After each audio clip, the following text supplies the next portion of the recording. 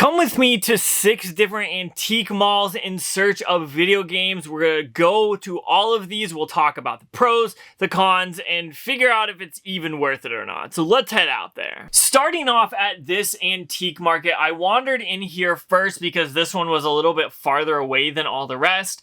And I figured if I didn't find anything here, I would have those others to fall back on because that's kind of part of the game with antique malls. And unfortunately, I wandered through here and the only video game stuff I ended up finding was this Pac-Man mug as well as this 3D printed ghost. I wandered around for a little bit more, but unfortunately, I didn't actually end up finding anything worth picking up, which is kind of the con about antique malls and antique stores. You'll go there and you just never know what you're gonna find, but don't worry, we're going to 5 more places, so let's see the next place. So I made my way over to the main street where most of these actually are, and I wandered into this second place, and right off the bat, this one has been here for a very, very long time. You can kind of tell by just the building and how it's built that there are a bunch of vendors here that have been here for a very long time. Even the building was kind of weird. There was this weird like walkway above that you could kind of overlook everything, which I thought was pretty cool. But unfortunately, this place only ended up having one video game in the whole place, and that ended up being Disney Infinity. So far, these antique malls this morning aren't doing that well, but it's okay. That's why I kind of stacked 6 in a row, because I knew some wouldn't be good and others would be great. So we're not losing hope yet, unless we get to like 6 and we don't have anything, but I think we'll find stuff, so let's head back out there. So of course, I continued on to this next antique store, and that's when I ended up finding a bunch of Pokemon cards. And as you know, Pokemon has been going crazy lately, so in my area, there's actually been a decent amount of Pokemon cards and Pokemon related things at antique stores or stuff like this. So that's kind of cool to see, but unfortunately, these were just pretty much cards that no one really wanted, that were probably better off if you were starting something, but not really worth collecting for. If you're playing, I could see them being worth it, but just for collecting, not really. So I continued on where I made my way to this booth, and I found a video game here. And unfortunately, that ended up being NCAA Football 2004, which is not a game I was interested in, so I continued on. And right around the corner was this booth, where I actually ended up finding some games that were interesting. We had some games up top that were like Wii and PS2 games, and then down below were more Wii games. And I did actually find something that wasn't that bad. I thought about picking that Namco Museum up, but I ended up passing.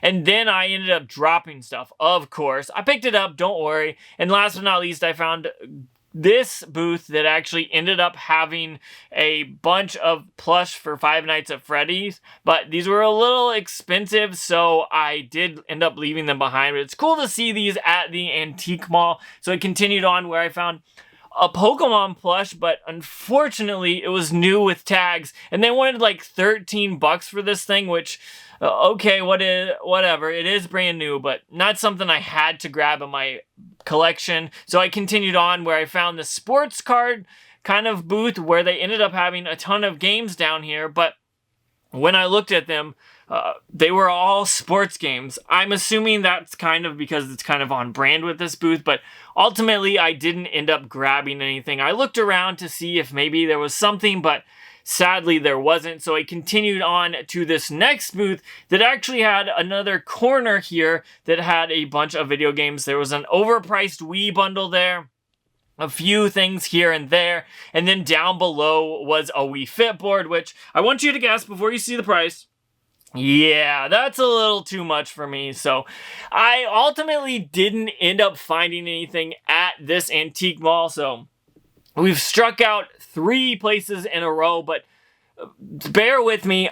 I've got something up my sleeve with this next one. It's a place I know about, and I know they'll have games, so let's head into it and see what we find. So I headed into this next place that I knew had some video games, which was definitely a reason why I kind of checked all this out. First off was this awesome Sonic alarm clock, and then underneath they had a ton of plushies.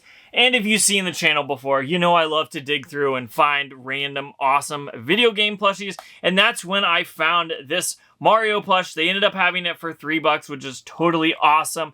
They also had a bunch of games here on the right, and I looked through those for a while now, and I ended up finding a few that were definitely well worth picking up. Now, we'll talk about what I picked up in just a second, but it's kind of a breath of fresh air to be able to walk into an antique mall after going to 3 others and finding a ton of video games at a good price, as well as a bunch of plushies. This was something that I was definitely looking forward to for the day, and I ended up finding some cool stuff, so I'm definitely glad we did that. Here was a few more cartridge-based games as well that they had, which was pretty cool to see. Nothing I had to have in this bin, but ultimately I ended up getting 2 games and a plush, and then I continued on through this place. I ended up spotting this Atari 2600 flashback, which was pretty interesting. They did want a little too much money for it, so I did end up leaving it behind, but that's cool if that's something you're interested in. That could definitely be cool. Then I saw this Halo Mega Bloks, which was awesome, but that price was just not for me. And even some Mario socks. So this ended up being the best stop of the day so far, and I ended up getting 2 games and a Mario plush, which was totally awesome. Like I told you, this ended up being $3, but before we talk about what I picked up, which you already know, I did know about this place. I've already bought from the person who vends here. I've bought that big Kirby from them before at the Tulsa NostalgiaCon, and so I knew they had a booth here, and I was excited to see what I could get and support them. So if you know people in your area that are selling things at good prices, make sure you go out and support them, and that's what I tried to do. So I ended up getting this Mario plush for only $3, which is a great price, by the way, and then I ended up getting 2 games. Getting a GameCube game out in the wild is pretty crazy nowadays for me, so I ended up grabbing SpongeBob Creature from the Krusty Krab. This ended up being $15, which is pretty good considering that's what it's worth right now. And then I also ended up spending some money and grabbing Aliens versus Predator. This is the Steelbook copy. It is a special edition, I believe. And I ended up paying $50, which is pretty good as well. That's how much it's currently worth there. And when I saw this stuff, I was like, okay, I'm going to spend some money and support them. So I ended up getting 3 things that were definitely well worth it in the process, which was totally awesome. But we've still got 2 more antique stores to go to. Will we find some games, or is it gonna be a bust? Continue and watch, see what I found. So then I continued down the street and found this antique mall, which was also pretty cool. I wandered through it a little bit. I ended up finding some Funko Pops, which were pretty cool. In this booth, they were Pokemon being Charizard and Mew. These things were huge, a little too much for what I wanted to spend, but that was pretty cool. And unfortunately, that's all I really ended up finding at this place, which is okay. Not every place is going to be a hit, so it is what it is, but we've got one more place to hit, so let's continue. So I made my way into this last antique mall with hopes of finding some more video games, because so far, we found a few, but nothing too crazy, so I wandered through this a little bit, and that's when I ended up spotting this booth that had a bunch of cool stuff. This was kind of the outer wall, but they did have a few retro games, like this PS2 game. There's a Mario on the left, one of the best Need for Speed games ever. Unfortunately, I already have it, so I ended up leaving that behind.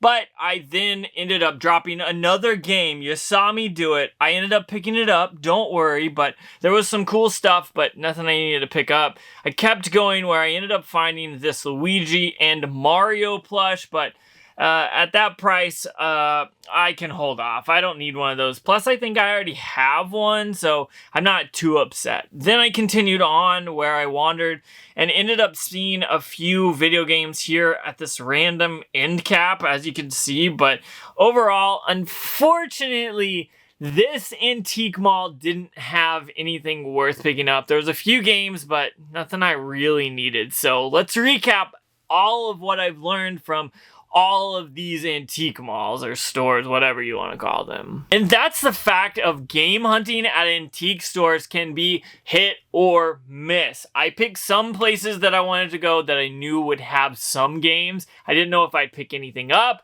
and others where I was like, there could be games, there may not be nothing. And I wandered around through all of these, and basically what I learned from this is even though some places don't have video games, it's still cool to go out and go game hunting and see what is out there, and then maybe go to those places occasionally, but not too much. Like, yes, I knew that one of those places, like the fourth place that I went, would have some games, and I got some.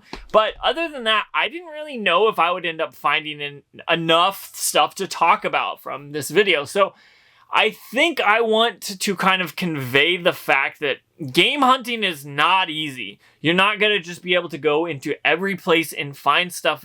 You might be like me today where you go to 6 different places and only one place has something worth picking up. Now, I could make a video of me finding some crazy stuff and show you only all the wild stuff, but I want to be honest and open about game hunting because it's hard sometimes. I enjoy it, don't get me wrong, but I went to 6 places and found 2 games and a plush, which I know doesn't seem like much, but I got to support a local vendor, which is awesome. I've talked to them a few times. It's totally great to support them. But on the other side, I didn't really find anything like crazy or anything. I am very happy to have picked this stuff up, but some of those antique stores were just busts, and that's just kind of how it goes. So if you're out game hunting and you're getting discouraged because you go somewhere and you don't find anything, don't worry about it. Just kind of enjoy what you're doing and then go to the next place and then go to the next place, and you might eventually stumble upon something awesome or something crazy or something that you need that you don't have. So so far, I know this video you're probably thinking, oh, you didn't pick up much.